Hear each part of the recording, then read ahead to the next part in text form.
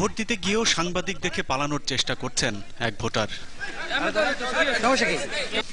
দৌড়ে পালানোর কারণ হাতে জাল ভোট আর অপকর্মের সহায়তা করতে পাশেই রয়েছেন বড় বড় নেতাকর্মীরা। একজনের ভোট আরেকজন দিতে আসছে, ঠিক আছে, তাকে আপনারা চলে যেতে সুযোগ দিলেন, এটা কি বলা আছে আপনাদের আইনে? না, এটা বলা নাই। তাহলে ধরলেন না কেন? পুলিশও বোধহয় তাদের সামলাতে ভয় পাচ্ছেন। ওই লোকগুলো ভিতরে কেন ছিল? এখন আগে পরিস্থিতি আমাকে জানতে হবে, না জানলে আমি কথা বলতে পারবো না। না জেনে চলে যাচ্ছেন, আপনি চলে যাচ্ছেন কেন? আপনি দেখেন তাহলে। অনিয়মের চিত্র ঢাকা 18 আসনের 189 নম্বর কেন্দ্র উত্তরা হাই স্কুল।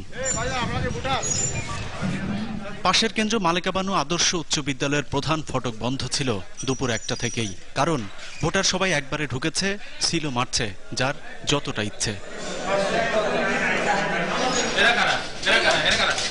সেখানে উপস্থিত ছিলেন নির্বাচনের দায়িত্বে থাকা কর্মকর্তা আর আইন শৃঙ্খলা বাহিনীর সদস্যরা। তাদের সামনেই অনিয়ম চলছে সাংবাদিকদের সাথে অসৌজন্যমূলক আচরণ। এমনি আসছেন ভোট কেন্দ্রে এমনি ঘুরতে দেয়? একই রকম শান্তিপূর্ণভাবে জাল ভোট চলেছে ঢাকা 18 নির্বাচনী এলাকা জুড়ে। দেখি তোমার ভোটার আইডি কার্ডটা দেখি, বের করো। ভোটার আইডি কার্ডটা বের করো না। সেখানেও কেন্দ্র দখল করে জাল ভোট দিতে বাধা দেয়নি প্রশাসন, বাধা ছিল সংবাদ সংগ্রহে। সে সময় 21 টেলিভিশনের ক্যামেরাম্যান হাসান আহমেদকেও অপদস্থ করা হয়।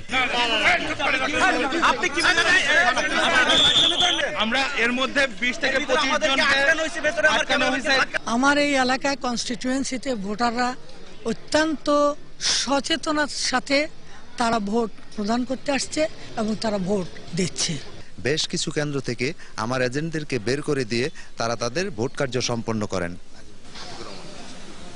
কথা বলছিলেন ঢাকা 18 আসনের যিনি প্রতিদ্বন্দ্বিতা করছেন বিএনএফ এর সমর্থিত একজন প্রার্থী। যে অভিযোগগুলো তিনি করছিলেন সে ধরনের অভিযোগ কিন্তু আমরা বিভিন্ন কেন্দ্রে পেয়েছি, এবং পুলিশ প্রশাসন বা নির্বাচন কমিশন বা প্রিজাইডিং অফিসার যারা আছেন তারা কিন্তু জাল ভোট বা এ ধরনের বাধা দেওয়ার বিষয়গুলোকে তারা নিবৃত করার চেষ্টা না করলেও মিডিয়া কর্মী যারা ছিলেন তারা কিন্তু হাতে নাতে ধরেছেন। শেষ পর্যন্ত দেখা যাক কোন পক্ষ নির্বাচন গ্রহণ করে এবং কোন পক্ষই বা বর্জন করেন। ইলিয়াস হুসাইন, 21 টেলিভিশন।